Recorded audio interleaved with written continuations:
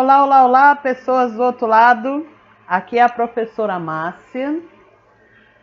Nós iremos continuar o nosso papo sobre o primeiro reinado no Brasil. Então, prepare aí seu material, preste atenção. Acho que você já está aí com a sua pipoca. Preste atenção. Vamos falar um pouco de história. O nosso tema de hoje é a Confederação do Equador de 1824.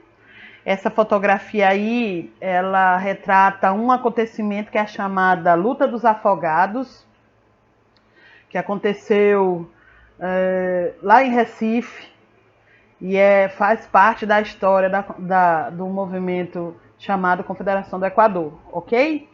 Então vamos começar. Primeiro, vamos falar sobre o que seria essa Confederação do Equador. Bom, a Confederação do Equador foi um movimento revolucionário de caráter emancipacionista, ou seja, autonomista e republicano, ocorrido em 1824 no Nordeste do Brasil. Representou a principal reação contra a tendência absolutista e a política centralizadora do governo de Dom Pedro I, esboçada na Carta Ortogada de 1824, a primeira Constituição do país. Bom, resumindo, o que seria isso aí que eu acabei de falar? Tudo foi devido ou começado, né, com a Constituição da Mandioca, que eu tinha até explicado para vocês na última aula. Uma das primeiras coisas que Dom Pedro fez, como eu tinha falado para vocês, foi criar os símbolos nacionais. E um desses símbolos nacionais que Dom Pedro I criou foi justamente a Constituição, né?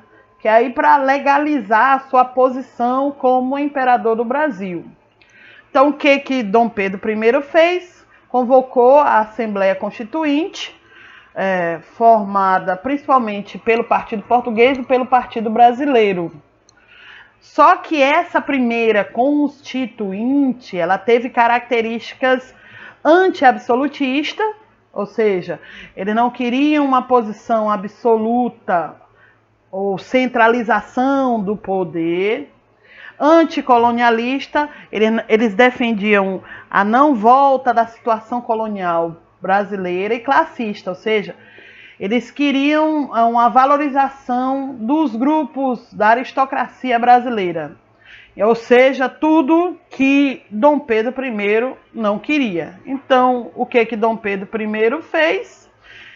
Ele, como eu tinha falado para vocês, cancelou, dissolveu essa Assembleia, essa primeira Assembleia Constituinte, que até esse dia é chamado de Noite da Agonia, com o uso da força, acabando com essa Constituição, essa primeira elaboração da Constituição. Então, o que ele fez? Convocou os seus aliados e cria uma Constituição, que eu até falei para vocês que a principal característica dessa nova Constituição é a centralização do poder, que eles não queriam, a primeira Constituinte. E a segunda grande mudança dessa nova Constituição criada por Dom Pedro I foi a chamada criação do superpoder, que é o chamado poder moderador. Lembra que ele tinha o controle sobre os outros três poderes, só lembrando que o executivo também era de Dom Pedro I. Só que nem todo mundo gostou e ficou caladinho depois que Dom Pedro I criou essa nova Constituição, né? Um grupo que começou a se revoltar contra essa nova Constituição criada por Dom Pedro I foi justamente a província de Pernambuco. E principalmente, vamos dizer assim, o estopim foi quando a elite que já tinha escolhido esse moço chamado Manuel Carvalho Paz de Andrade para ser o futuro presidente da província de Pernambuco, Dom Pedro I disse que não. Como o poder era centralizado, quem escolhia os representantes ou presidentes das províncias naquele período não eram o próprio Estado, e sim Dom Pedro I. E é lógico, é evidente que essa escolha tinha sempre um porquê. Sempre era uma liderança que não era nativo daquele estado, que era escolhido por Dom Pedro I. Isso aí revoltou. Ainda tem outros motivos também. Estava em plena crise do açúcar, o preço do açúcar estava caindo, a centralização política, eu já tinha dito para vocês, e a influência portuguesa aqui no Brasil. Lembra que a gente até tinha falado que uma das questões interessantes sobre a posição de Portugal reconhecer a independência do Brasil é que Dom Pedro I assumiria o trono, ou seja, continuaria tendo um laço forte entre Brasil e Portugal. E essa influência portuguesa no governo, eles temiam muito essa nova colonização do Brasil. Não é nem nova colonização. Brasil se tornar uma colônia novamente. Uma outra coisa é justamente que eu tinha falado para vocês, a escolha de Manuel de Andrade para governar a província no lugar, ou melhor, desculpe,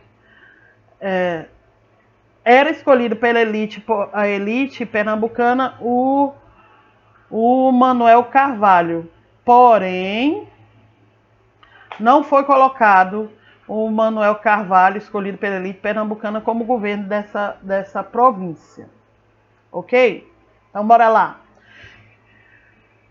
Muitos são os objetivos dessa revolta. A primeira, a instalação de uma nova Constituição, principalmente com a quebra dessa centralização do poder e o fim do poder moderador.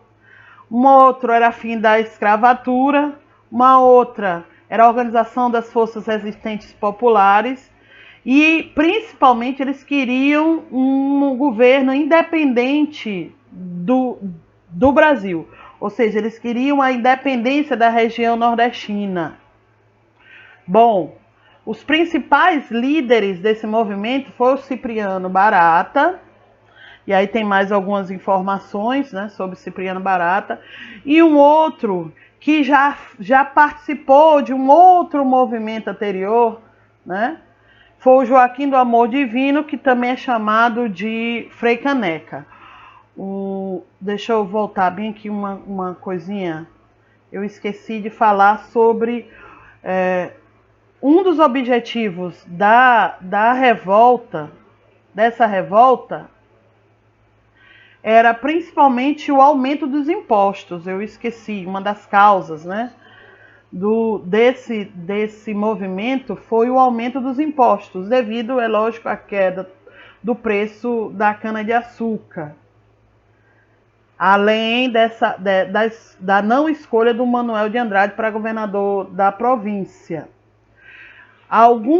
Além de Pernambuco, outros estados também participaram dessa revolta. Dentre esses estados está, por exemplo, o Piauí. São eles Paraíba, Rio Grande do Norte, Piauí e Ceará, além de Pernambuco. As províncias que se revoltaram e se juntaram a essa revolta, querendo principalmente a independência dessa região.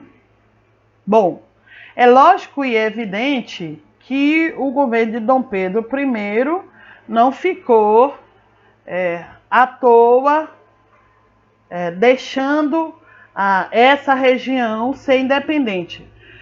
É lógico e evidente que você já deve estar ciente disso, que essa região, apesar de não ter um investimento maior, que isso a gente pode até colocar como causa também dessa revolta, era uma região muito rica e que essas riquezas eram todos direcionadas à sede do governo. Então é lógico que Dom Pedro I não ficou vendo esses revoltosos, vendo a independência da região rica, uma das regiões mais ricas do Nordeste do Brasil naquele tempo, que era a região Nordeste. Então o que Dom Pedro I fez? Ele organizou, e isso é interessante, Ele, por exemplo, pediu empréstimos, contratou mercenários, organizou um exército e invadiu o território, aquela região dos revoltosos. Aquela foto do início lá dos slides que eu trouxe para vocês é justamente a batalha, uma das maiores batalhas promovidas por Dom Pedro I contra esses revoltosos da Confederação do Equador. No caso da liderança do movimento, muitos foram fuzilados. No caso do Frei Caneca, ele foi fuzilado em pleno praça pública para todos verem. E aí você já está carequinha de saber o motivo de fuzilarem o Frei Caneca em praça pública, para mostrar mesmo exemplo. E com a morte do Frei Caneca, tem-se fim à Revolução, à Confederação do Equador. Ok? Então, por hoje vamos encerrar, mas antes deixa eu fazer uma observação aqui. No livro de vocês tem mais informações, outras informações que talvez eu tenha esquecido de comentar aqui, mas a sugestão que eu dou para vocês é que vocês leiam novamente o conteúdo que tem no livro de vocês, façam uma pesquisa além do livro, na internet ou em outros livros. E se eu tiver falado alguma coisa que você não entendeu, ou que eu falei alguma coisa que não tem nada a ver, está errado, então entre em contato comigo, que eu estarei aqui, ou pelo WhatsApp, né, para tirar as dúvidas ou me corrigir, que nós somos passivos de erro também. Ok? Então, no mais, fique em casa. Até a próxima, povo.